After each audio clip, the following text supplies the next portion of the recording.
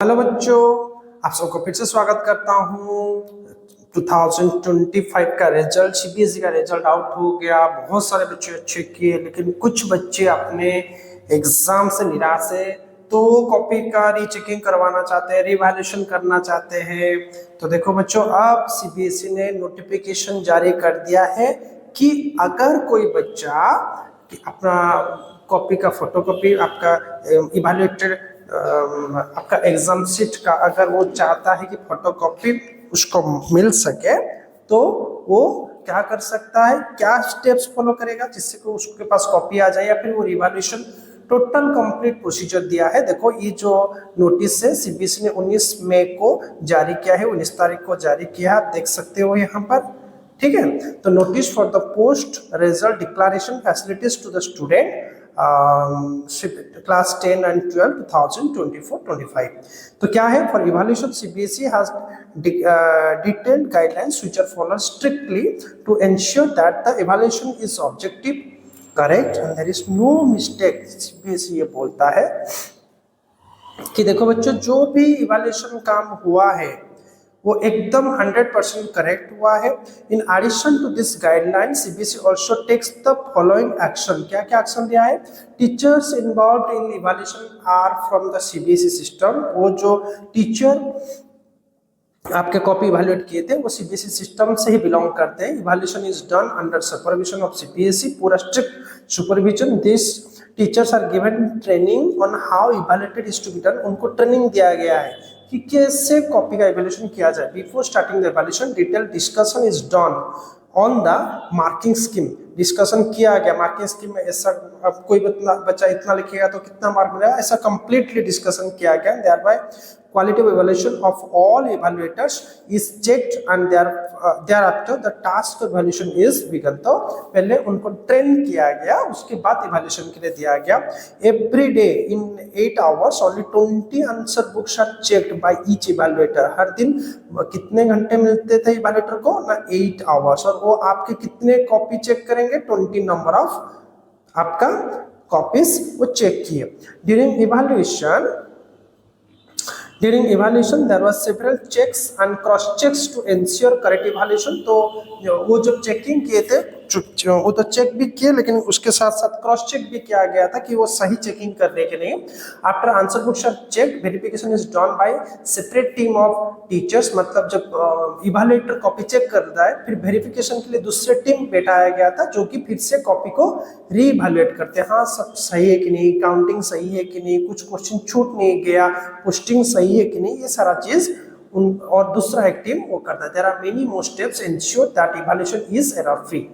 ठीक है, there is a possibility that even after taking so many steps and measures some mistakes remains unattended. वो भी होता है। देखो भाई, इतना हम तो कर लिए, हम सीबीएसई हम टीम बिठा लिए, इवैल्यूएटर बिठा लिए, इवैल्यूएटर ट्रेनिंग दिए, वो चेक किए, फिर से रिवैल्यूएशन हुआ, तो हो सकता है कुछ मिस्टेक रह गया होगा। इन सब scenario CBSE is given an opportunity to the student. उसके लिए वो बोलता है कि स्टूडेंट के लिए ठीक है, to look their answer books and inform the mistake to the board so that the same can be rectified. वो बोलता है कि भाई हम तो अपना काम कर लिए, फिर भी हो सकता है इतना 42 लाख और 44 लाख से भी ज्यादा बच्चे एग्जाम दिए थे, तो उनका 5-5 पेपर हुआ, तो 44 लाख into 5 कितने नोटबुक्स हम लोग चेकिंग किए हैं।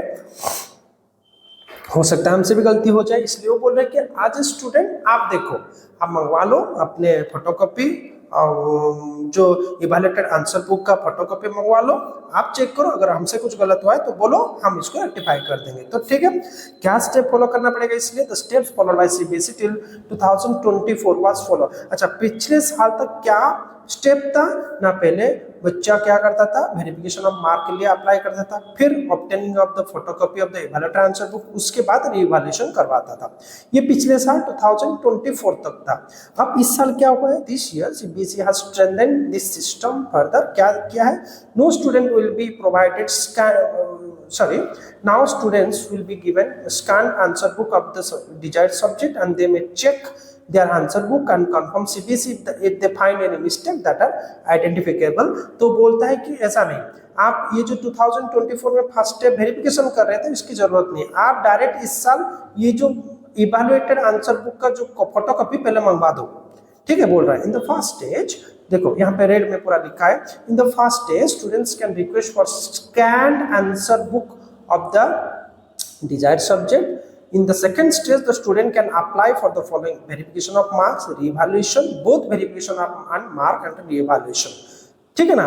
तो सेकंड स्टेप में क्या कर सकता है ना, देखो वो दो स्टेप पे बोल रहा है। सेकंड स्टेप में या तो आप वेरिफिकेशन ऑफ मार्क करवाओ, आप या तो क्या कराओ ना, वेरिफिकेशन ऑफ मार्क करवाओ, नहीं तो आप कॉपी का रीवैल्यूएशन करो, नहीं तो बोथ करो। अच्छा, मैं आपको थोड़ा क्लियर कर देता हूँ verification of mark and revaluation के बीच में डिफरेंस क्या है ना। जब वेरिफिकेशन ऑफ मार्क बोला जाएगा, आप सिर्फ देखोगे कहीं पे काउंटिंग मिस्टेक हुआ था नहीं, जो आपका टोटलिंग मिस्टेक, काउंटिंग और टोटलिंग मिस्टेक हुआ है या नहीं वो चेक करोगे।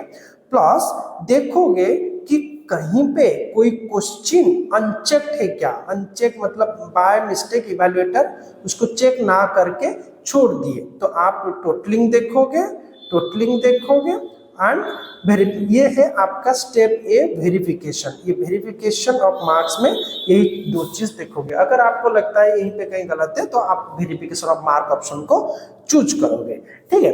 लेकिन मान लो अब बात करेंगे दैट सेकंड बी, रीवैल्यूएशन के बारे में। रीवैल्यूएशन मतलब मान लो आपका क्वेश्चन नंबर 30 में आपको मिलना चाहिए 3 मार्क, लेकिन जबकि आपको मिला है 2 मार्क्स, ठीक है ना। तो इस केस में आप उस क्वेश्चन को रीवैल्यूएशन में डाल सकते हो। आप उसके लिए क्या बोलोगे, भाई मेरा जो क्वेश्चन नंबर 30 है ना उसको मुझे रीवैल्यूएट करो, मुझे लगता है कि मुझे 3 मार्क मिलना चाहिए लेकिन आपने मुझे 2 मार्क अवार्ड किया है, तो इसलिए इसको रीवैल्यूएट करो, ठीक है ना। तो समझ में आ गया, this is the difference between verification of marks and revaluation. लेकिन कुछ बच्चे होगा जिसका रीवैल्यूएशन आ गया तो मार्क भी बढ़ जाएगा, तो उस केस में वो both verification and marks and revaluation दोनों के लिए एप्लीकेबल। वो बोलेगा देखो भाई मेरा टोटलिंग में मिस्टेक है और मुझे यहाँ पे मुझे लगता है कि यहाँ पे मुझे ज्यादा मार्क मिलेगा, तो उस केस में बच्चा क्या करेगा, both verification of marks and revaluation के लिए अप्लाई कर देगा, ठीक है। तो चलो देखते हैं क्या क्या प्राइस, मतलब क्या पेपर पर पेपर प्राइस रहने वाला है वो भी दिया है, देख लेते हैं। This change is aimed in giving students more transparency and control over their examination result. तो इससे क्या होगा, बच्चे के मन में अगर डाउट होगा, भाई देखो अगर मैंने सही लिखा आपने गलत दिया है, तो इस तरह का डाउट हो एकदम जब स्कैन फोटोकॉपी मिलेगा। देखो कुछ कुछ बच्चे भी ऐसे होते हैं ना, पेरेंट्स को गलत इंफॉर्मेशन देते हैं कि हाँ भाई हमने बहुत अच्छा किया है लेकिन मार्क मुझे कम मिला है। उस केस में वो यहाँ पे ऐसे बोल नहीं सकते, क्योंकि पूरा क्लियर कट है, जो भी आएगा सब पेरेंट्स और स्टूडेंट दोनों के सामने ही आ जाएगा, ठीक है। allowing them to further understand this performance and challenge the error in the evaluative process. Thus, if students are not satisfied with their evaluation result, they are provided the facility of obtaining the scanned copy of the evaluated answer books, verification of marks and re-evaluation of their answers. तो वो सब steps हम लोग discuss किए वो कर सकते हैं। So students using these facilities are requested to read the guidelines carefully. तो अगर आप आपके आंसर बुक का फोटोकॉपी मंगवाना चाहते हो तो अच्छे से देखो क्या करना पड़ेगा। सबसे पहले given below are the modalities and schedule for the secondary school examination standard 10 के लिए क्या करोगे, request for the scanned answer book of the desired subject, number 1, number 2, thereafter students can apply। अगर देखो thereafter मतलब कोई एक बच्चा अगर स्टेप 1 को फॉलो नहीं किया तो वो 2 को नहीं जा सकता, इसलिए मैंडेटरी है पहले स्टेप 1 आप मंगवाओगे, उसके बाद आप स्टेप 2 को जा पाओगे, नहीं तो नहीं कर पाओगे। स्टेप 2 को डायरेक्ट प्रोसेसिंग डायरेक्ट नहीं कर सकते, अपने मन से नहीं कर सकते, आपको पहले 1 करना ही पड़ेगा। सो ठीक है, तो वेरिफिकेशन ऑफ मार्क्स, रीवैल्यूएशन और बोथ वेरिफिकेशन एंड रीवैल्यूएशन, ये आपका स्टैंडर्ड एक्स के लिए। जनरल गाइडलाइंस क्या है स्टैंडर्ड एक्स के लिए, the complete process for making request and payment of the processing is online. आप मतलब स्कूल को जाके बाय रिटर्न एप्लीकेशन देके ये सब काम नहीं कर सकते हो। कंप्लीट वो बोल रहा है कि आपको ऑनलाइन ही करना पड़ेगा। Request for all process will be accepted only online and during the specified schedule, जो टाइम वो दे रहा है उसी टाइम के अंदर ही आपको अप्लाई करना पड़ेगा, अलॉन्ग विद प्रोसेसिंग चार्जेस। आपको प्रोसेसिंग चार्जेस भी देना पड़ेगा। No application after the schedule date, अगर डेट चला गया डेट एंड टाइम चला गया उसके बाद आप कोई भी एप्लीकेशन एक्सेप्ट नहीं करेगा CBSE, and in offline mode will be accepted. मतलब आपको डेट टाइम जाने के बाद ना ही आप ऑनलाइन कुछ कर पाओगे ना ही ऑफलाइन कुछ कर पाओगे। तो processing charges okay, the processing charges can only be deposited online, credit या debit card and net banking से आप पे करोगे। Processing charges are not be accepted through postal order. आप बोलोगे मनी ऑर्डर कर दोगे, नहीं होगा, डीडी कर दोगे, नहीं होगा, चेक में दे दोगे, कैश में दे दोगे, ये एक्सेप्ट नहीं होगा। क्लियर मेंशन हुआ है, जो भी होगा ऑनलाइन ट्रांजेक्शन आपका 3 medium, credit card, debit card and आपका नेट बैंकिंग, इन 3 मीडियम से आप कर सकते हो।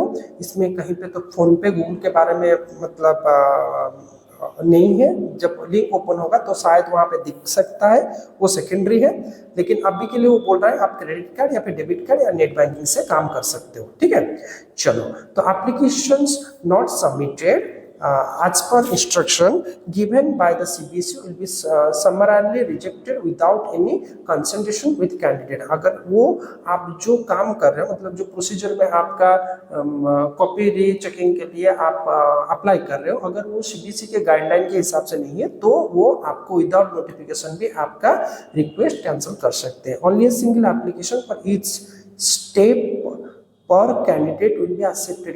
एक ही टाइम पे एक ही कैंडिडेट, एक ही application in the online process. The candidate must decide in advance whether he or she has to apply for one subject or multiple subject. उसको डिसाइड करना पड़ेगा, उसको एक सब्जेक्ट, सपोज आप एक स्टैंडर्ड 10 के बच्चे हो, आप चाहते हो मेरा maths copy and English copy, क्यों कि आंसर बुक हमें मुझे फोटोकॉपी चाहिए, तो आप डिसाइड कर लो पहले। Once applied no second opportunity will be accorded. मतलब एक बार अगर आप गलत कर दिए तो सेकंड ऑप्शन आपके लिए अवेलेबल नहीं होगा। तो पहले आप अप्लाई करने से पहले सबसे पहले आप खुद एक पेन पेपर में लिखो क्या तुम्हें क्या अप्लाई करना है, कौन सा सब्जेक्ट, ध्यान से बैठो, पेरेंट्स को लेकर बैठो, खुद एकदम जल्दबाजी में मत कर दो, पेरेंट्स को लेकर बैठो, पीसफुली आराम से बैठ के करो। ठीक है, चलो, the board will not be responsible for any consequences due to revision of marks or delay in the process for reason beyond its control. तो अगर डिले हो रहा है, फिर रिवाइज हो रहा है, तो अगर कुछ ऐसा कुछ हो रहा है तो CBSE रिस्पॉन्सिबल नहीं होगा। Decrease of mark even bye 1 mark shall be affected. मतलब देखो यहाँ पे वो क्लियरली मेंशन कर रहा है, अगर आपका रीवैल्यूएशन प्रोसेस में मार्क कट रहा है वो भी आपको अफेक्ट करेगा, वो भी आपको झेलना पड़ेगा, वो भी फिर से आपको बोल रहा है ना, आप अगर डिक्रीज हो रहा है तो आपका मार्क अफेक्ट ही करेगा। ठीक है, in case there is a change in marks both increase or decrease, such candidates shall have to surrender the mark statement cum certificate which is in their possession, thereafter they shall be issued a new mark statement cum certificate। देखो बहुत ही important point है, क्या बोल रहा है, मान लो आपको जो मैथमेटिक्स है आउट ऑफ 80, प्रैक्टिकल को छोड़ दो, आउट ऑफ 80 आपको 76 मिला है, लेकिन आपने इसको रीवैल्यूएशन डाल दिया, अब मार्क आपका 75 निकला है। बात को समझ रहे हो?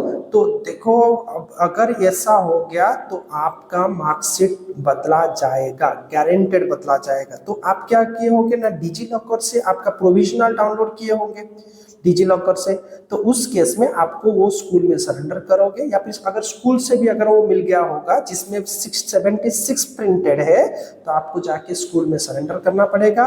CBSE और एक मार्क आपको मार्कशीट बनाकर आप तक पहुंच जाएगा। तो बच्चों ये भी ध्यान देना, अगर मार्क बढ़ जाता है तो ठीक है, लेकिन मार्क अगर कम हो जाता है ना, क्लियरली 8 मेंशन किया, एक मार्क अगर कम जाएगा तो आपका मार्क कम किया जाएगा। तो बिल्कुल भी डाउट मत होना, processing fee at any step is non refundable. कुछ भी कर लो, एक बार आप पेमेंट कर लिए, उसका पेमेंट आपको किसी हाल में CBSE वापस नहीं देगा, क्लियरली मेंशन है। उसके बाद application for obtaining A photocopy of the evaluated answer book. देखो बच्चों, ये जो CBSE आप देख सकते हो यहाँ पे 10 पेज का नोटिस दिया है, मैं हर एक पेज हर एक बिट आपको अच्छे से समझाता हूँ ताकि कोई भी जल्दबाजी ना हो, आराम से बैठो, करो, ध्यान शांति से करो, सारे प्रोसेस को सही से समझो, हड़बड़ मत हो। पूरा वीडियो को स्टार्टिंग से लेकर एंड तक देखो। या आप 10th के हो, 10th का खत्म हो जाने के बाद वीडियो लिप करोगे, फिर लास्ट में कुछ इन्फॉर्मेशन आ जाएगा, आप उसको मिस कर दोगे। एक चांस मिल रहा है आपको, मतलब कॉपी फोटोकॉपी मंगवाने के लिए, वो मिस हो जाएगा, तकलीफ है। तो पूरा वीडियो को लास्ट तक बने रहो, लास्ट तक बैठ के देखो। देखो क्या है उसके बाद ना, application for obtaining A photocopy of the evaluated answer book. The first step now involves requesting for a photocopy of the evaluated answer book. This allows student to see how their paper were evaluated and now marks were awarded. हम discuss कर चुके हैं। Normal processing charges and schedule for standard 12 is given at the annexure 1, नीचे दिया गया। For class 6 the schedule is given in annexure 1B। तो 1A में आपके 12th के लिए, 1B में हम जाएंगे, नीचे जाएंगे, देखेंगे। Application needs to be submitted by candidate only. In no manner should it be submitted by anyone including cybercafe। मतलब आप खुद से करो, खुद के लैपटॉप, खुद के मेल आईडी से बैठ के करो। आप साइबरकैफ जाके बोलोगे भाई मेरे लिए कर दो, नहीं होगा, उसका मेल आईडी से नहीं होगा। It would be the responsibility of the candidate to ensure that application is submitted correctly. आपका रिस्पॉन्सिबिलिटी, गलत हो गया तो भाई गया, आप दोबारा चांस नहीं मिलेगा। Applications will be provided a scanned copy, applicant will be provided scanned copy of the answer book। आपको आंसर प्रोसेस सब सही होने के बाद, पेमेंट सही होने के बाद आपको आंसर बुक का स्कैन कॉपी मिलेगा इन द लॉगिन अकाउंट। आपके लॉगिन अकाउंट को ही आएगा, ठीक है। After blocking all information relating to the identity of the examiner evaluator. आपको कभी भी नहीं बताया जाएगा कि आपके इवैल्यूएटर कौन है, कौन कॉपी चेक किए थे, वो आपको शो नहीं होगा। और any other official associated with the examination process. आपके कॉपी का जब आएगा आंसर बुक तो आपको बिल्कुल पता ही नहीं चलेगा कि कौन कॉपी चेक किए थे, कहाँ पर कॉपी चेक हुआ था, बिल्कुल कुछ भी उसमें आपको मेंशन नहीं किया जाएगा। सिर्फ आपको स्कैन कॉपी मिलेगा। आप जितने पेजेस में आंसर लिखे हो सिर्फ उसका और मार्किंग का, टोटलिंग का आपको मिलेगा। Effort should be made to provide a scan copy of the answer book on the first come first serve basis. जो पहले अप्लाई करेगा उसको पहले मिलेगा, जो बाद में अप्लाई करेगा उसको बाद में मिलेगा। Which implies that if a candidate has applied on the first date of application, the candidate will receive a photocopy first and so forth। जो पहले अप्लाई करेगा उसको पहले मिलेगा, बस वही बोल रहा है। Candidates में choose to apply for a single or multiple subject when making an application for scanned copy of answer book। However, the application is only have to made at one go, not in parts। एक ही बार में सारा काम करोगे। आप बोलोगे मैं पहले revaluation डाल दूंगा फिर आपका टोटलिंग के लिए डाल दूंगा, भाई ये नहीं होगा। आपको एक ही बार में सारा काम, सारा प्रोसेस करना पड़ेगा। आप बोलोगे मैं पहले फिजिक्स के लिए अप्लाई करूंगा फिर मैथ्स के लिए अप्लाई करूंगा, नहीं हो सकता। If the candidate desires to change the marks awarded in any particular subject, the candidate may have to apply for the next step of verification and revaluation. देखो सबसे पहले तो स्टेप 1 में बोल रहा है फोटोकॉपी मंगवाओ, उसके बाद आपका वेरिफिकेशन या फिर रिवैल्यूएशन के लिए अप्लाई करो। तो ये सारा चीज आप अगर एक बार अप्लाई कर दे फोटोकॉपी के लिए दोबारा नहीं कर सकते, या फिर आपके फर्स्ट टाइम आप अप्लाई कर दिए फोटोकॉपी के लिए, उसके बाद आप फिर सेकंड स्टेप में सिर्फ वेरिफिकेशन में डाले, फिर चाहेंगे मैं रिवैल्यूएशन के डालो तो नहीं हो सकता, ठीक है। Any candidate will be eligible to apply for the verification of marks and और रिवैल्यूएशन और both as desired by the candidate on getting the scanned copy of the answer book। पहले आपको स्कैन कॉपी लाना पड़ेगा, उसके बाद आपको रीइवैल्यूएशन या फिर आपका वेरिफिकेशन ऑफ मार्क करवाना पड़ेगा। Verification of marks only those candidate who have applied for photocopy of evaluated answer book in the manner prescribed will be eligible to apply for the verification of marks. जिसने photocopy मंगवाया उसी को chance मिलेगा copy verification करवाने के लिए।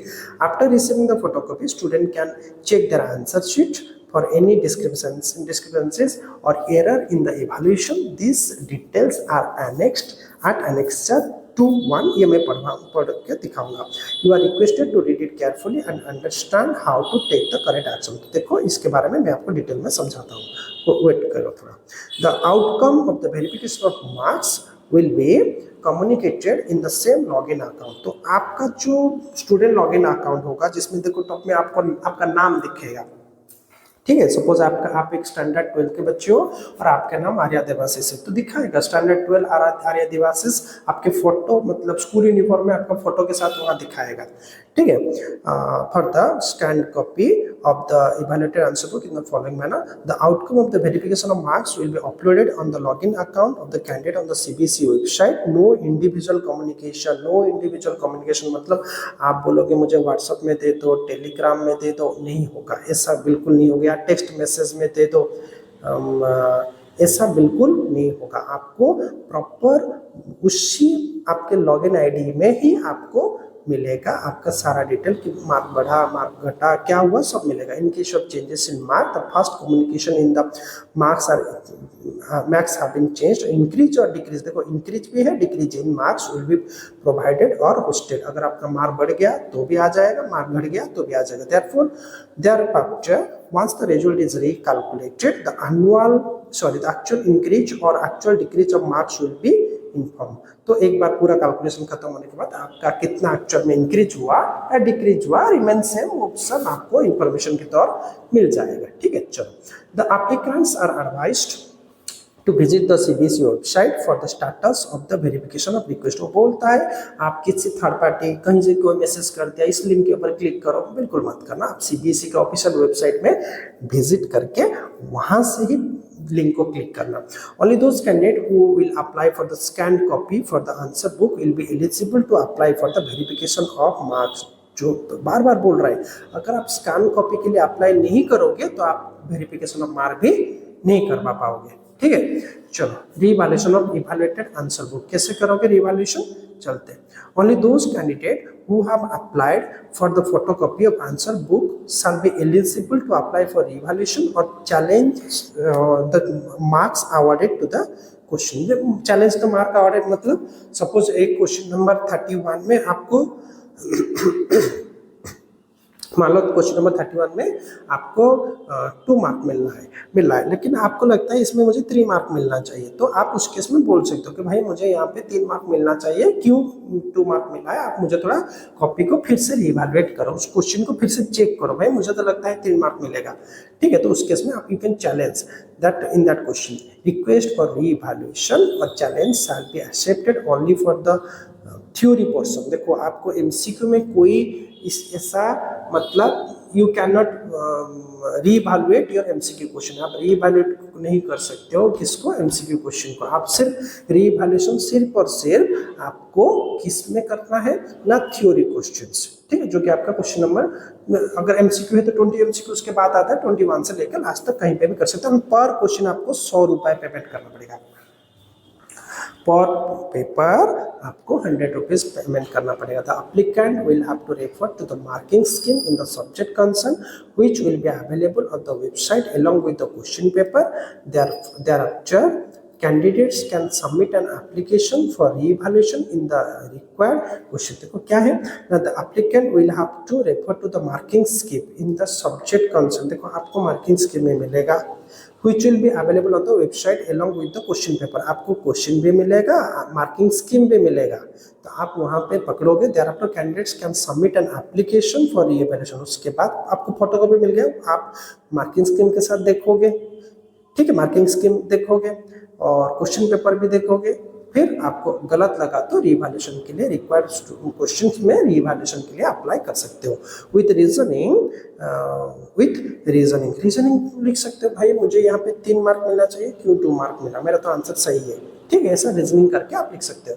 Details are annexed to be you are requested to read it carefully, understand। हम पढ़ेंगे, जाएंगे, उसके बाद हम annexed to be को जाएंगे। The status of the revaluation shall be uploaded on the website। आपको वेबसाइट में मिल जाएगा। followed by formal communication from the regional office CBSE। A decrease of even by 1 mark shall be affected। अगर एक भी mark कम हुआ तो भी आपको वो मार्क रिफ्लेक्ट कर जाएगा। आपका मान लो पहले आप रिवैल्यूएशन के लिए अप्लाई करने से पहले मार्क 74 रखे थे, लेकिन उसके बाद 73 आया, तो न्यू मार्कशीट में आपका 73 होके भी आ जाएगा। ठीक है। या फिर अगर 74 से बढ़कर 78 हो गया तो ये भी रिफ्लेक्ट करे, तो चाहे इंक्रीज हो या फिर डिक्रीज हो, दोनों ही रिफ्लेक्ट करेंगे आपके मार्कशीट में। ठीक है। चलो, रिजल्ट उसके बाद आप कुछ भी नहीं कर सकते। Result of the revaluation will be final, no appeal or review, वो फाइनल है, आप उसके ऊपर अपील नहीं कर सकते या रिव्यू के लिए भी नहीं डाल सकते। Against the revaluation will be entertain, second आप रिव्यू नहीं करवा सकते। इन case of all the above 3 activities the decision of the board on the marks order shall be final and binding on the candidate, जो भी वो final decision होगा आपको मानना ही पड़ेगा। Photocopy of the answer books under the RTA act 2005 will be provided as per the provisions of RTA act 2005। However request for verification or and or evaluation cannot be made under the RTA Act and shall not be entertained, correct. चलो next क्या है देखते हैं, next page में क्या है, page number 5 पे देखो, यहाँ पे अनेक्सर 1 है, देखो अच्छे से पढ़ो एंड प्रॉपर्ली समझेंगे इसको।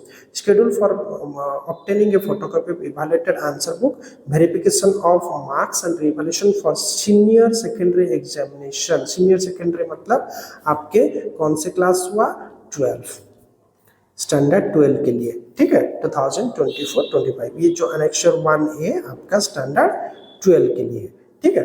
चलो क्या है ना, obtaining of scan copy of evaluated answer book, देखो अच्छे से देखो भाई, अप्लाइंग ऑनलाइन, ऑनलाइन सिर्फ ऑनलाइन बोला है, एंड 21 मई से शुरू होगा, वेडनेसडे से लेकर 27 अप टू 11:59 दोपहर, sorry up to midnight 11:59, it's midnight 27 21 तारीख से लेकर 27 तारीख, 21 मई से लेकर 27 में मिडनाइट 11:55, 12 नहीं होगा आपका, ठीक है। पर सब्जेक्ट ऑफ स्कैन कॉपी आपको 700 रुपीज़ लगेगा। आप बोलोगे मुझे फिजिक्स का कॉपी दो, 700 लगेगा, फिर बोलोगे मुझे केमिस्ट्री दो तो 700 प्लस और 1400 लगेगा, ठीक है। चलो तो आपने अपना आंसर बुक मंगवा लिए फोटोकॉपी, अब क्या करेंगे, वेरिफिकेशन मार्क वो बोलता है पर अप्लाइंग ऑनलाइन, देखो सारा काम ऑनलाइन में होगा, कुछ ऑफलाइन नहीं। 28 मई से लेकर 3 जून तक आप मिडनाइट 11:59 तक कर सकते हैं, और पर कॉपी पर आपका आंसर बुक आपका 500 आपको पे करना पड़ेगा। बोले कि भाई मुझे टोटलिंग में गलत लग रहा है, आप फिर से टोटलिंग करो, तो आप, और सपोज आप फिजिक्स अप्लाई करोगे तो आप 500 दोगे, फिर उसके साथ केमिस्ट्री भी अप्लाई करोगे तो और 500 दोगे, ठीक है ना। और या फिर रीवैल्यूएशन, अगर आप रीवैल्यूएशन करना चाहते हैं तो मान लो फिजिक्स मंगवाए 500 देके, फिर उसके ऊपर आपको रीवैल्यूएशन करना चाहते हो, ठीक है। सिर्फ आपको जो कॉपी आप मंगवाए, सपोज आपने मान लो फॉर एग्जांपल के लिए आप स्टैंडर्ड 12 के हो और आपने फिजिक्स कॉपी मंगवाए, सिर्फ फिजिक्स कॉपी मंगवाए, कितना ना 700 देके उसका स्कैन कॉपी मंगवाए, किसका, आंसर बुक का। अब चाहते हो कि भाई फिजिक्स कॉपी से मुझे क्वेश्चन नंबर 22, आपका 25 एंड 30 और 22, 25 और 26, ये तीनों नंबर को मुझे रीइवैल्यूएट करो, मुझे लग रहा है कि इसमें मुझे कम मार्क मिला है, मुझे रीइवैल्यूएट करो। तो आपको फिर से 300 देके यहाँ पे रीइवैल्यूएशन करवाना है, या फिर आप बोलोगे मुझे 300 देके रिवैल्यूएशन करो और मुझे लग रहा है कि मतलब काउंटिंग भी मिस्टेक हो गया है, तो मुझे 300 प्लस 500 देके मुझे बोथ करवाओ, ठीक है। चलो समझ में आ रहा है ना। चलो देखते हैं ऑनलाइन प्रोसेस, तो ये हो गया आपका 12 के लिए। चलो अभी सेकेंडरी एग्जामिनेशन मतलब आपका स्टैंडर्ड 10 के लिए क्या प्रोसीजर है वो देख लेते हैं। चलो वो भी अप्लाइंग ऑनलाइन 27 देखो इसका टाइमिंग थोड़ा याद रखो, 27 मई से इसका शुरू हो रहा है, मतलब पहले 12 का होगा, उसके बाद 27 मई से लेकर 2 जून तक आप क्या कर सकते हो, obtaining scanned copy of evaluated answer book. जो भी 10th पढ़ रहा है उस 27 मई को जाके पहले ही आप काम कर लो, क्योंकि बोला है आप जो पहले अप्लाई करेगा उसको स्कैन कॉपी पहले ही मिल जाएगा, तो उसके लिए आपको 500 रुपये देना पड़ेगा। सपोज आप मैथमेटिक्स में के लिए अप्लाई कर रहे हो तो 500, उसके पश्चात सपोज साइंस के लिए मांग रहे हो एंड सोशल स्टडीज SST के लिए मांग रहे हो, तो आपको कितना 3 सब्जेक्ट अगर आप अप्लाई किए तो आपको 1500 रुपये डिपॉजिट करना पड़ेगा, पर पेपर 500 देना पड़ेगा, ठीक है। तो वेरिफिकेशन अगर एक बार आप देखो बच्चों, जो ये फर्स्ट स्टेप नहीं करेंगे ना वो सेकंड स्टेप का प्रोसेस नहीं कर सकते। इसके लिए आप जो भी कॉपी को रिवैल्यूएशन करवाना चाहते हो या वेरिफिकेशन ऑफ मार्क करवाना चाहते हो, तो आपको उस कॉपी का स्कैन कॉपी ये 500 रुपीज़ पर कॉपी देके पर आंसर बुकलेट आपको मंगवाना पड़ेगा, ठीक है। चलो उसके बाद आता है वेरिफिकेशन। वेरिफिकेशन कब शुरू हो रहा है, डेट याद रखो बच्चों, 3 जून से लेकर 7 जून तक मिडनाइट 11:59 तक। ठीक है, तो आप आप अगर वेरिफिकेशन करवाओगे पूरा कॉपी को बोलोगे भाई मेरा क्वेश्चन नंबर 27 छूट गया है, फिर से चेक करो तो और मुझे टोटलिंग सही करके दो, तो आपको कितना पेमेंट करना पड़ेगा पर आंसर बुक, आपको 500। या फिर आप सपोज कर रहे हो कि मुझे क्वेश्चन नंबर 25, 27 एंड 29 को रीचेक करवा के दो, या फिर 34 क्वेश्चन को रीचेक करवाओ, रीवैल्यूएट करो, तो आप बोलोगे भाई इसके लिए आपको पेमेंट करोगे पर पेपर पर क्वेश्चन 400, मतलब पर क्वेश्चन आपको 100 रुपीज़, मतलब टोटल आपको 4 क्वेश्चन के लिए 400 रुपये पेमेंट करना है। तो ये सारा काम उसका ऑफिशियल वेबसाइट और आपके लॉगिन आईडी में जाके ही आप काम कर सकते हो। ठीक है, चलो उसके बाद चलते हैं और verification point of view the following are suggestive steps. क्या है suggestive step? Check the supplement answer books used by you in the examination are also provided with a scan copy of main answer book. तो आपको मिलेगा, देखो मान लो आप mathematics में, suppose math आप मान लो मैथमेटिक्स में 2 एडिशनल लिए थे, सप्लीमेंट्री आंसर बुक्स लिए थे, वो आपको मिला कि नहीं? तो इसके लिए यस मिला है तो यस, नो नहीं तो नहीं। Check all your questions are check, थोड़ा चेक करो आपका सारा क्वेश्चन चेक हुआ कि नहीं। मान लो आपका कोई एक क्वेश्चन छूट गया तो आप नो पे टिक मारोगे। If no please note down which question is not checked. Information आप लिख लो, यू शुड नोट डाउन, आपके एक पेपर में उसको नोट डाउन करो और लिख के रखो। बिफोर अपने गड़बड़ी में मत करो, सारा चीज सही से लिखो, आपके साथ अपने पेपर रखो, फिर उसको देख के जो लिंक दिया जाएगा उसको फिलअप करो। ठीक है, चलो check the total of all answers mentioned in the left margin in the answer book is correct. Total of the marks awarded on the various steps as mentioned in the marking scheme. तो marking scheme हिसाब से आपका mark सही मिला है कि नहीं? ये यस फाइन, ठीक है, चलो अगर नहीं है प्लीज नोट डाउन, आप नोट डाउन करके आपके कॉपी में रखो। अभी तक अप्लाई उसको अपने सामने रखो अप्लाई करने से पहले, और हड़बड़ी मत करो, आराम से बैठो और 1 by 1 पेशेंसफुली अपने पेरेंट्स के साथ चेक करो। Check that marks of each answer given in the left margin in the answer books have been correctly posted in the table on the cover page, yes or no. जो अंदर आपको mark मिला है वो posting सही हुआ है कि नहीं वो देखो।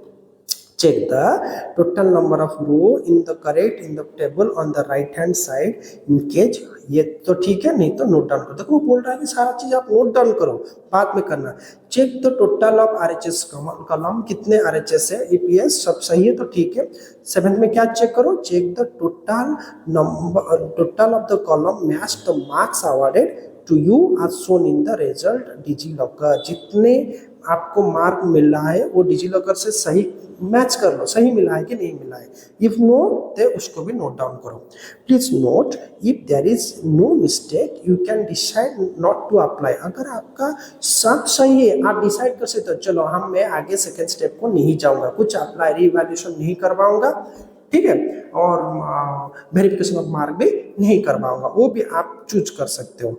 If any mistake is noted, अगर आप जो नोट करने के बाद कुछ मिस्टेक मिला तो for 1 please inform that how is not your supplementary answer books, that how there is not your supplementary answer. आप लिखोगे भाई मैंने 2 आंसर सप्लीमेंट्री लिखा था लेकिन मुझे स्कैन कॉपी में नहीं मिला। For 2 please inform which question number have not been evaluated. आप बोलोगे भाई मुझे ये क्वेश्चन इवैल्यूएटेड नहीं है, मेरा जब इवैल्यूएटर देखे हैं मुझे उसमें क्वेश्चन नंबर 20 एंड 23 को चेकिंग ही नहीं किए, वो छोड़ दिए क्योंकि मैंने उसको राइट साइड में थोड़ा लिख दिया था या फिर कहीं पे लिखा गया था। आप इन्फॉर्म करो। 3 please inform about discrepancies in evaluation as per the marking scheme. देखो आप बोलोगे भाई देखो मार्किंग स्कीम में इसका टोटल मार्क 4 है, मेरा पूरा आंसर सही है लेकिन इवैल्यूएटर मुझे 3 दिया, मेरा सब सही है, वो पूरा सब में टिक भी मारे लेकिन मुझे जब दिए 3 मिला, तो उसको भी आप चेक करो। ठीक है, if in each question question number 5 marks awarded for different steps are 1, 1 and 1, the total should be 3 but only 2 marks are given। देखो मैंने कुछ लिखा था, जो टीचर है यहाँ पर मार्क बाइफोकेशन में यहाँ पर 1, यहाँ पर 1, यहाँ पर 1 दिए, मुझे टोटलिंग वो क्वेश्चन नंबर सपोज 27 है, उसमें मुझे 3 मार्क मिलना चाहिए इसके हिसाब से, लेकिन मुझे वहाँ पे 2 दे के छोड़ दिए हैं, तो भाई उसको भी नोट डाउन करो और बताओ। 4th में क्या बोल रहे हैं? Please inform. देखो बच्चों, पेशेंस पुलिस सब चीज सही से सुनो, अच्छे से सुनो, अच्छे से जानो। प्लीज इन्फॉर्म अबाउट, अगर कुछ भी डाउट है तो कमेंट सेक्शन में पूछो, मैं उसके लिए फिर से दोबारा आपका कमेंट का रिप्लाई दूंगा। अगर बहुत बड़ा होगा तो डेडिकेटेड वीडियो भी बना दूंगा। Please inform about any discrepancies in entry of marks obtaining. For example, in question 7 marks awarded are 4 but on cover page the total table against question number 7 only 3 marks. तो वहां पे भी देखो आपको posting में कहीं गलत हुआ है तो वो भी चेक करो, वो भी बोल रहा है। 5 please inform about totalling error. अगर सब मिला के आपका आ रहा है 76 बट जब मार्क मिला है वो आपको 67, वो भी इंफॉर्मेशन करो, टोटलिंग मार्क पे इंफॉर्मेशन करो। Please inform that sum of the right hand side of the column should be 42 but it is 40। Please check and correct, वो भी चेक करो। Please inform that my total marks in the answer books are 42 but on the web marks showing 40। Entry भी गलत हो सकता है। Note आपके answer book में टोटलिंग आपको जो टोटल मिला, सपोज 80 मार्क्स से आपको सपोज 76 मिला, लेकिन आपको वेबसाइट डिजिलॉकर में से आप जब डाउनलोड किए वहां पे दिखा रहा है 71, तो उस केस में आप इंफॉर्मेशन दो, ठीक है। Please check and correct. तो whatsoever information is provided by you, the same will be checked by expert, and if it is not found that your information is correct, the same will be corrected, otherwise not। अगर देखो आप अगर request दिए 23 के लिए, आप expect बिल्कुल मत करना इवैल्यूएटर आपका 24, 25 भी चेक कर देंगे, इट्स नॉट पॉसिबल। आप अगर 23 के लिए बोले हो और उसके लिए जो इंफॉर्मेशन जो टाइप करके दिए हो, जो क्वेरी आपका भेजोगे सीबीएसई को, सीबीएसई उसके ऊपर ही only that particular number particular subject में ही रिवैल्यूएशन करेगा या फिर आपका वेरिफिकेशन करेगा, ठीक है। चलो, उसके बाद क्या देता है next to be for revaluation point of view the following are suggestive step. क्या है, please note questions paper are available on the CBSE website. आप जो सेट दिए थे, जो सेट का क्वेश्चन दिए थे, उसको आपको सीबीएसई वेबसाइट में मिल जाएगा। Marking scheme of each set of question paper is also available. हर सेट का, सेट नंबर 1, 2, 3 हर सेट का मार्किंग स्कीम भी अवेलेबल है। What you have to do to check your evaluation is correct, आप क्या करोगे, टेक द प्रिंट आउट। आप डायरेक्टली 2 विंडो खोल के मत बैठो, आप प्रिंट आउट निकालो marking scheme of the set of question, जो आपका सेट आया था, paper supplied to you in the examination, keep the question paper and marking scheme with you. आपके पास क्वेश्चन पेपर भी पकड़ो, मार्किंग स्कीम भी पकड़ो। Please evaluate answer book based on the marking scheme. If you observe a mistake, please clearly mention, अच्छे से लिखो that question number 5 marks have not been awarded despite the answer matching the marking scheme, or no marks are awarded even if the answer is similar to the marking scheme। पूरा detail में अच्छे से proper step में लिखो। अगर आपसे लिखना नहीं होता है, आप लिख नहीं पाते हो, सेंटेंस फॉर्म नहीं कर पाए, तो आपके पेरेंट्स की हेल्प लो, वो आपको जरूर हेल्प करेंगे। In case you wish to say more, please mention clearly. अगर आप कुछ अपने से बोलना चाहते हो वो भी मेंशन करो। Also if you wish to upload some document, you may do so. अगर आप डॉक्यूमेंट कुछ देना चाहते हो वो भी दे सकते हो। Student need to submit information in such a manner that it can be easily understood and identified so that your request can be addressed appropriately, ठीक है। चलो, तो जब भी आपका डेट हो जाएगा, जिस हिसाब से मैंने डिस्कस किया था, जो भी डेट आज आपका आंसर बुकलेट मंगवाने का डेट आएगा, आपको पास लिंक एक्टिवेट हो जाएगा, आप जाके काम कर सकते हो। तो जो भी 10th के बच्चे हैं वे वेट करें 27 मई तक, उससे पहले ये एक्टिव नहीं होगा। हालांकि मैं जब आज जो रिकॉर्डिंग कर रहा हूँ वो 20th में है, और उसी हिसाब से आप डेट को, उस डेट का स्क्रीनशॉट रख लो और डेट को उसी हिसाब से फॉलोअप करो। तो और जो 12th के बच्चे हैं वो आपका कल से, मतलब 21 मई से आपका आप स्कैन कॉपी मंगवा सकते हो, कल एक्टिवेट हो जाएगा। आप उसी लिंक के थ्रू आप अपना स्कैन कॉपी मंगवा सकते हो। तो मेरे साथ जुड़े रहिए, latest and time to time update मैं आप तक पहुंचाता रहूँगा। चैनल को सब्सक्राइब कीजिए, ज़्यादा से ज़्यादा अपने दोस्त के साथ, अपने भाई बहन जो भी एग्ज़ाम दिए हैं उनके साथ शेयर कीजिए। तो जो भी डाउट होगा मुझे कमेंट सेक्शन में लिखिए, मैं आपको रिप्लाई ज़रूर दूंगा। तो मिलते हैं अगले वीडियो में, धन्यवाद।